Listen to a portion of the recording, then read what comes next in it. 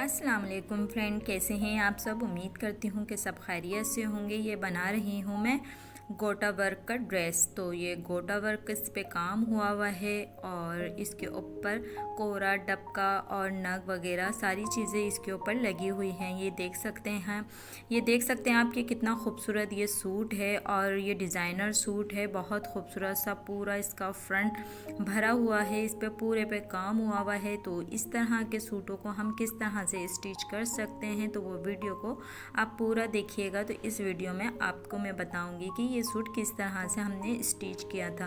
तो ये देख सकते हैं कि इसके गले पे गोल गले का पूरा डिज़ाइन दिया हुआ है काम से, जो इसके अंदर काम बना हुआ है पूरा इसका राउंड गले पे डिज़ाइन बना हुआ है। और इस राउंड गले को हम बगैर पाइपिंग और बगैर फ्यूजिंग से हम इसको बनाएंगे। तो इस गले को हमने पिनअप कर लिया और शमीज़ वाले पीस पे भी हमने कट लगा लिया था और जो इसका गले का सेंटर था इस पे भी हमने कट लगा लिया था। फिर इसको हमने पिनअप करा और पिनअप करने के बाद ये जो गोल गला है इसके बिल्कुल बराबर बराबर हमने सिलाई लगानी है। ये देखें, इस तरह से हमने सिलाई लगानी है और इस तरह से ये मैंने इसके बराबर बराबर करके सिलाई लगाई। पूरा गोटे से इस पे काम हुआ है और आजकल ये काम बहुत ज़्यादा फैशन में आया हुआ है। लोग बहुत ज़्यादा ये काम पसंद कर रहे हैं।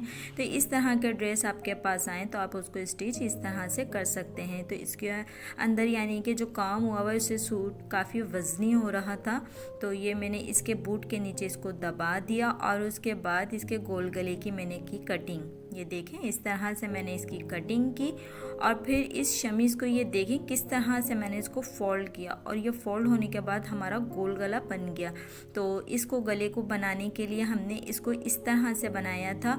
जो मैंने पहले इसको बैक गले को रखा और फिर इसको शमीज़ वाले पीस पे रख के सिया और फिर जब इसको मैंने पलटा तो ये बिल्कुल सीधा हो गया।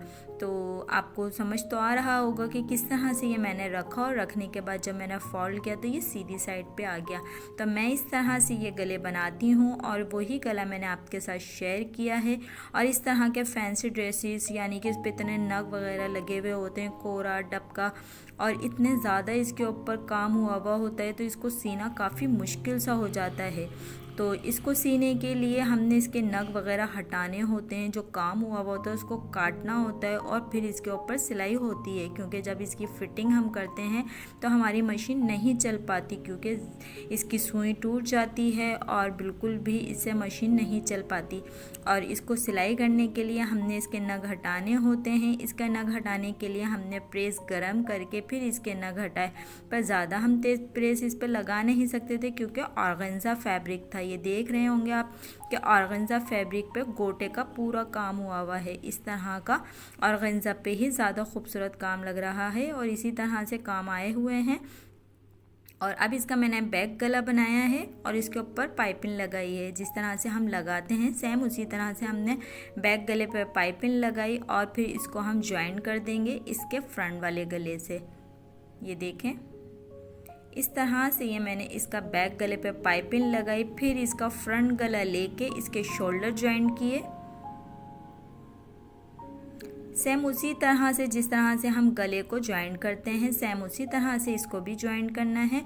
फिर इसके बाद हमने लगानी है साइड की सिलाई। तो साइड की सिलाई थोड़ी सी मुश्किल है, ये आपको पता ही होगा कि इस तरह के काम वाले सूट के ऊपर साइड की सिलाई लगाना कितना मुश्किल होता है। और जो इसके ऊपर काम हुआ था वो मैं काम हाथ के हाथ काटती चली गई थी। कुछ मैंने हटा दिए थे, कुछ रह गए थे।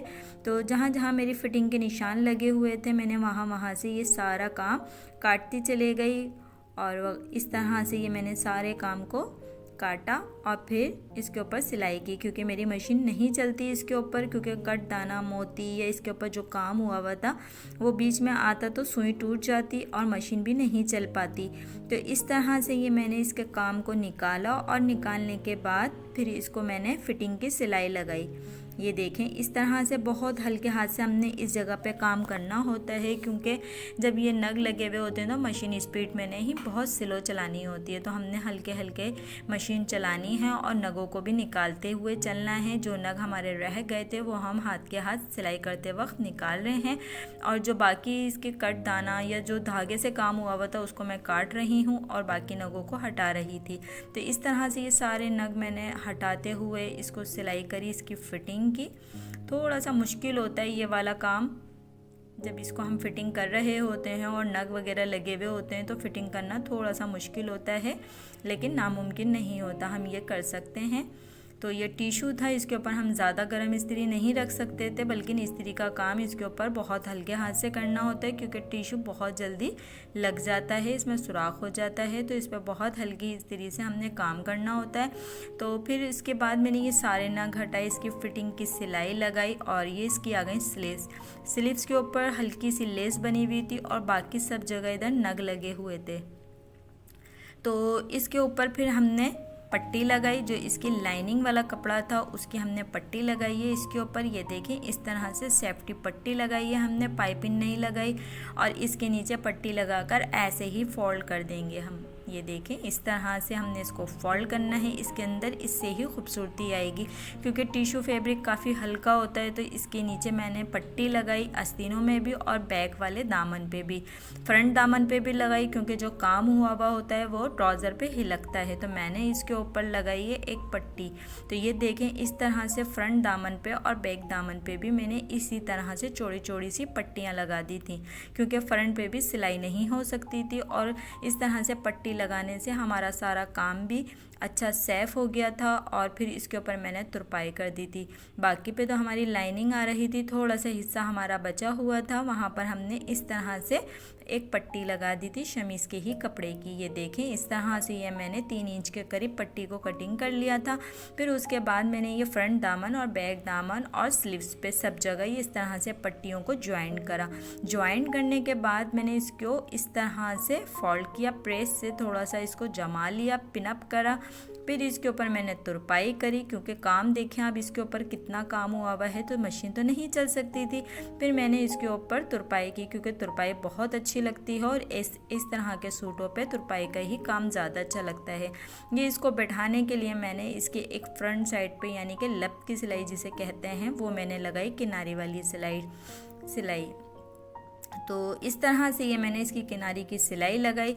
आप लोग ज़रूर बताइएगा ये तरीका मेरा स्टिच करने का आपको कैसा लगा, और ये ड्रेस आपको कैसा लगा, लाजमी कमेंट करके बताइएगा कि ये सूट आपको कैसा लगा और इसकी स्टिचिंग कैसी लगी, जो मैंने तरीके से सिया इसको, इसके अंदर पट्टियाँ लगाई, इसका नेक गला बनाया, और जिस तरह से भी मैंने इस सूट को संभाला और सिया वो आप ज़रूर बताइएगा कमेंट करके कि आप लोगों को ये तरीका कैसा लगा, आपके लिए ईजी रहा या जैसा भी रहा, आप लाजमी बताइएगा। और वीडियो को फुल देखिएगा, क्योंकि काफ़ी मेहनत से हम ये वीडियो बनाते हैं, और इसको बिल्कुल भी स्किप मत करिएगा। और फिर ये देखें इस तरह से ये सारी पट्टियाँ मैंने लगा ली, और जहाँ तुरपाई की जगह थी वहाँ मैंने तुरपाई की, और जहाँ सिलाई हो सकती थी मैंने वहाँ पर सिलाई की, यानी कि पूरे फ्रंट दामन पे और चाकों पे मैंने तुरपाई की, और बैक साइड पे मैंने सिलाई कर दी थी, क्योंकि पीछे की तरफ कोई काम नहीं हुआ था बस, तो मैंने उसके ऊपर सिलाई लगा दी थी। और फ्रंट साइड पे मैंने फुल तुरपाई की थी, क्योंकि तुरपाई अच्छी भी लग रही थी और सिलाई हो भी नहीं सकती थी, और ज़्यादा काम